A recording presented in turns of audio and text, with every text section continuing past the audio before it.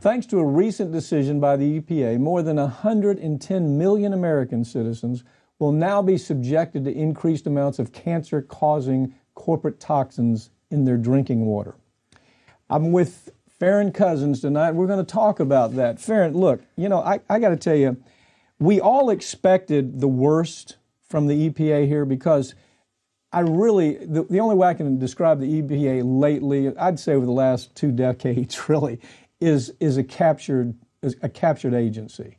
The industry has totally captured the agency. Don't you agree? Oh, absolutely. And now that we have, Andrew Wheeler, who is still the acting EPA administrator, he's more than willing to kind of carry on this legacy of let's let corporations do whatever they want to do, and I'm just going to sit here, run this agency, and not actually enforce any of the rules. And that's what we're seeing right now. These chemicals that we're talking about, these are the perfluorooctane sulfonate, PFOSs, and the perfluorooctanoic acid. Okay, let me give you the history on these because, as you know, I tried the case on one of these. Right.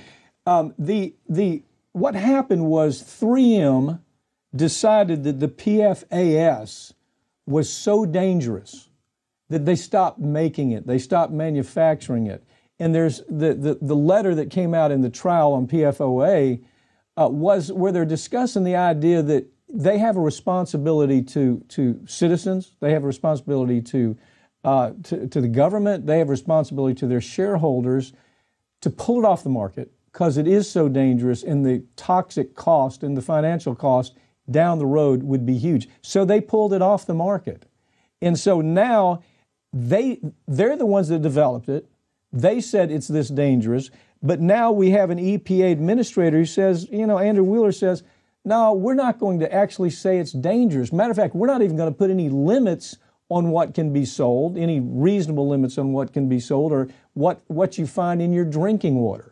So people are drinking this right out of tap. They are. And here's the worst part. You mentioned this has gone on for a long time. And yes, it has. This is not just Wheeler. I mean, the EPA's delayed putting any legal limits on this for 20 years. Yeah. So we're going back 4 different administrations at this point, from Clinton to Trump here.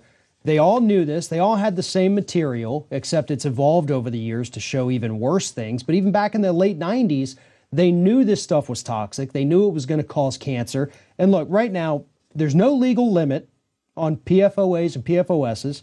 Michigan right now has 15 sites contaminated by the PFAS chemicals. They lead the charge. New York, 10 sites, but 110 North million. Carolina. Yeah, North Carolina is absolutely contaminated with Gen X. And 110 million people, just to put it that way, if you're standing there with 2 other people, 1 in 3 of you, roughly, percentage-wise, is drinking these chemicals on a daily basis. Right. And what we know about the chemicals is clearly been related to cancer. If you take a look at, we've talked about on this show, take a look at the Devil We Know that's on Netflix right now. It really, really tells the story. Okay, so the point is, I don't really see relief for for consumers. This is an agency that has for 20 years decided, I'm not going to do this. And the reason why is the lobbying money is so big. The influence of these companies that make this is just so monstrous that it's really tough for the consumer to fight back. How does the consumer go to Washington and say, well, what about us? Can we give you some? There's no lobbying money that the consumer gives. And the unfortunate thing, we're going to have to live with this.